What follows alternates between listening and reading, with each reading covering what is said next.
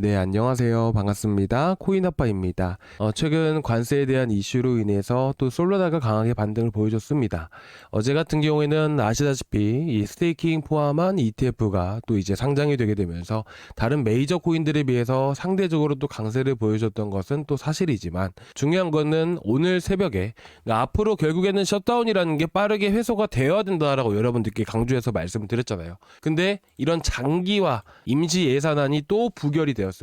그렇다 보니까 벌써 이제 조금 있으면 이틀만 지나면 이제 또 한 달이 돼가죠. 그렇다 보니까 이런 불확실성이라는 게 다시 한 번 더 시장에 부각이 되면서 현재 솔라나가 상승분이 모두 반납되는 상황이다라고 보시면 될 것 같습니다. 더군다나 이제 미중 정상회담이 코앞에 두고 있게 되죠.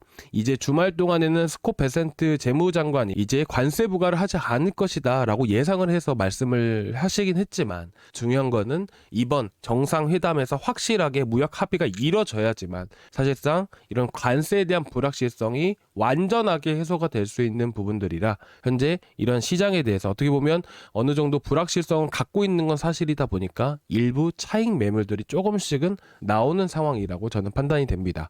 그래서 지금 같은 경우는 솔라나가 소폭 반등을 보여주고 있지만 다른 메이저 코인들 같은 경우에는 또 지지부진한 흐름들을 또 보여주고 있죠. 관세 협상을 앞에 두고 있는 상황이다 보니까 이런 변동성이 발생이 된다라고 여러분들이 보시면 될 것 같습니다. 그래서 이번 관세 협상이 잘 마무리가 되었을 때는 여러분들도 아시겠지만 10월 10일부터 해서 관세에 대한 불확실성이 갑작스럽게 나오게 되면서 32만 원대부터 해서 급락이 나와줬잖아요. 그렇기 때문에 관세 협상이 잘 마무리가 되었을 때는 현재 이더리움을 비롯해서 전체적으로 32만 원대까지, 자 솔라나 같은 경우는 32만 원대까지 이제 여기서부터 떨어졌던 부분들이기 때문에 대부분 회복해줄 가능성이 매우 높다라고 생각합니다.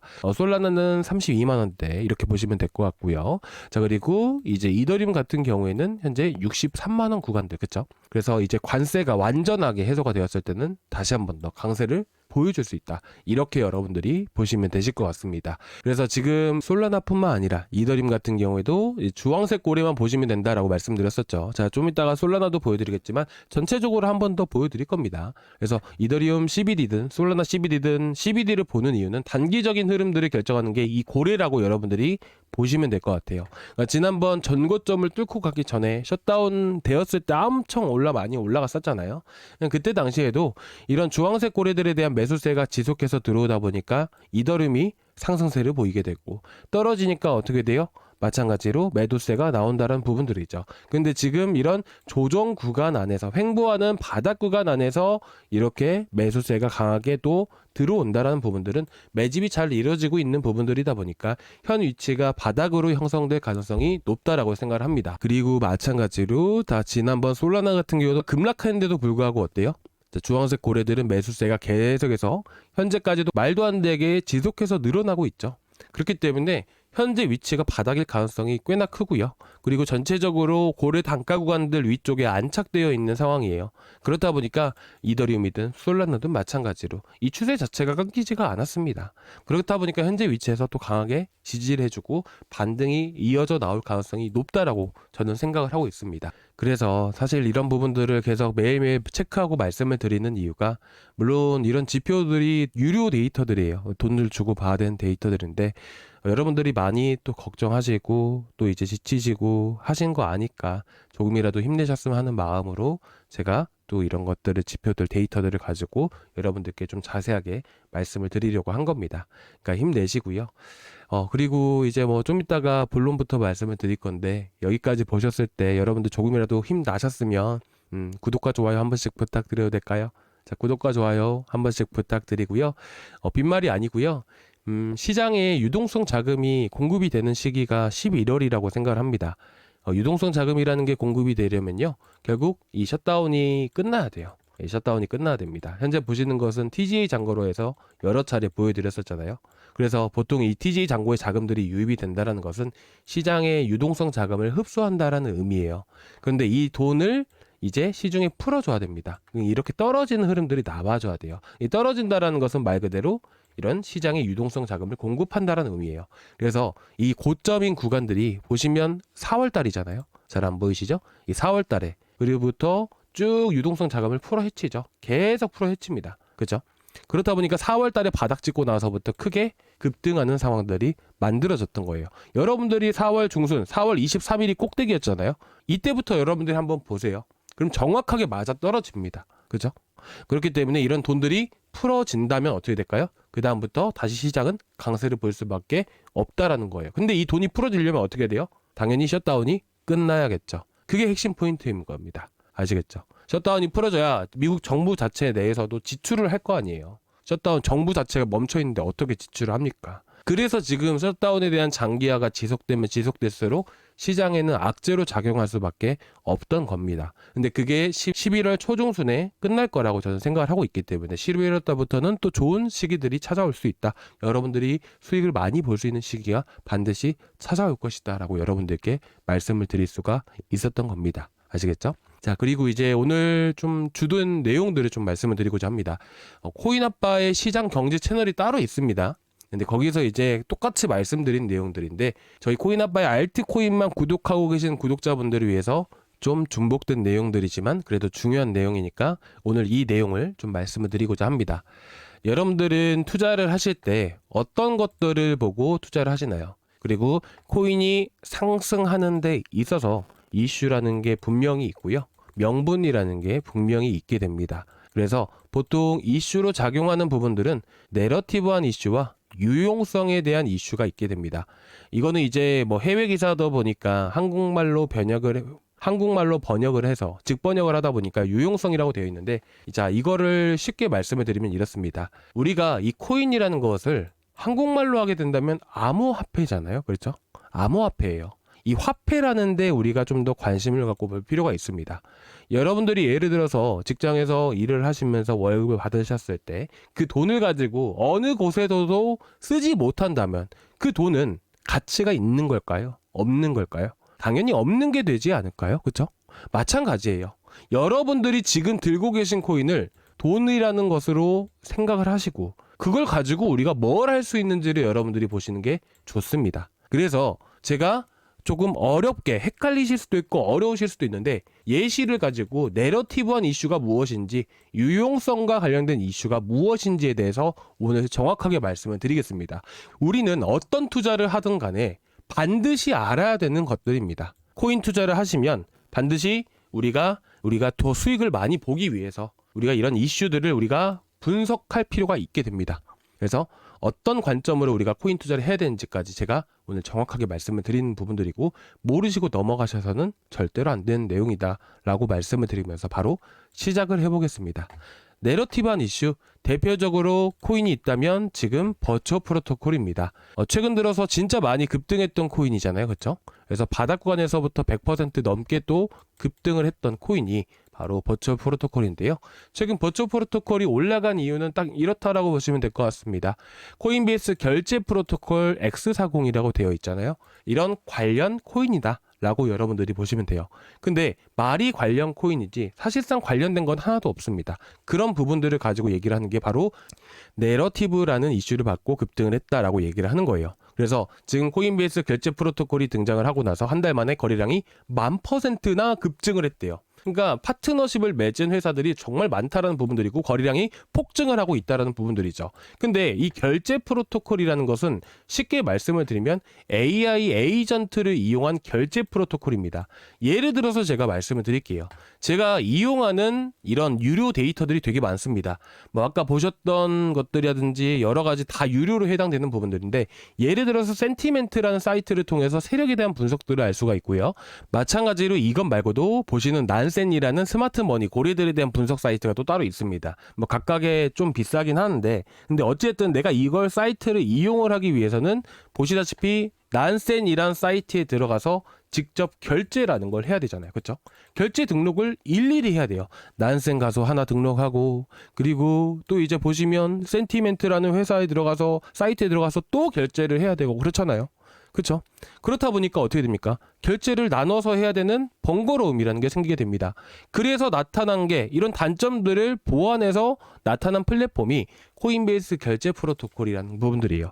한 번만 내가 등록을 해놓으면 전부 결제가 자동으로 다 됩니다. 그러니까 그런 것들이 현재 유행을 하고 트렌드로 만들어지고 있어요. 근데 이걸 어떻게 이용한다라고 했죠? 이거를 AI 에이전트를 통해서 이용을 한다라고 말씀드렸잖아요. 그 AI 에이전트가 뭐예요? 바로 버추어 프로토콜이에요. 그죠? 내려서 보겠습니다. 보시면 AI 에이전트로 돼 있잖아요. 그래서 지금 버추어 프로토콜이 올라가는 겁니다. 근데 전혀 코인베이스와는 상관이 없어요. 근데 왜 올라가냐?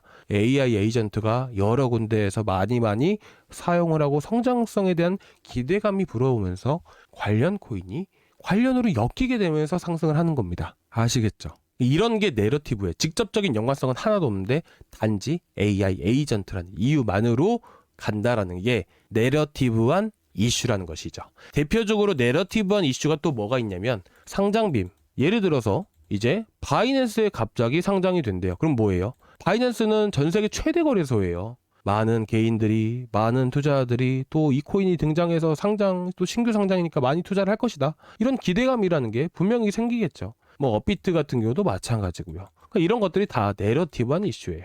그래서 보통은 이제 시장에 올라갈 것들이 없거나 이슈 자체가 없는 시장에서는 신규 상장 코인들만 하나의 집단 테마로 엮이게 되면서 또 이런 새로운 신규 상장이 등장을 했을 때 같이 엮어서 올라가는 경우가 있어요. 그러니까 최근에도 그랬던 부분들이고요. 아시겠죠? 그러니까 이런 것들이 내러티브한 이슈예요. 그러면 여러분들이 들고 있는 코인들을 과연 어떤 내러티브한 이슈를 타고 움직일 수 있는가, 이런 거를 우리가 분석해 봐야 되는 게 아닐까요? 그리고 이어서 유용성에 대해서 좀 말씀을 드릴게요.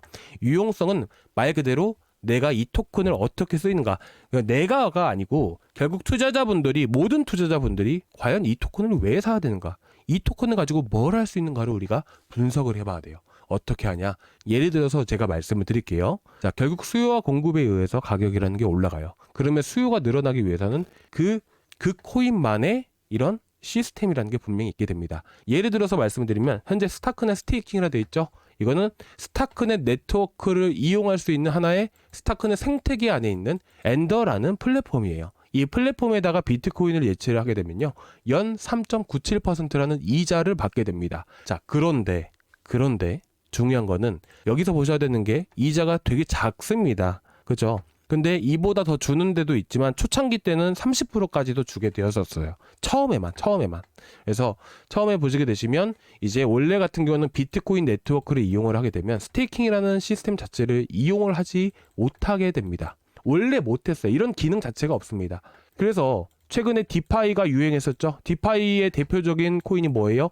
이더리움이에요. 비트코인은 디파이 자체가 불가능하기 때문에 사실상 이런 스테이블 코인 규제안이 통과됨에 따라서 가장 수혜가 될 수밖에 없었던 게 바로 이더리움이죠. 스테이블 코인을 가지고 디파이엔드에 쓸 수가 있으니까요. 그렇죠? 너무 멀리까지 왔는데 어쨌든 비트코인이라는 것은 기존으로 투자를 한다라고 가정을 해봤을 때 보유하는 것밖에 답이 없어요.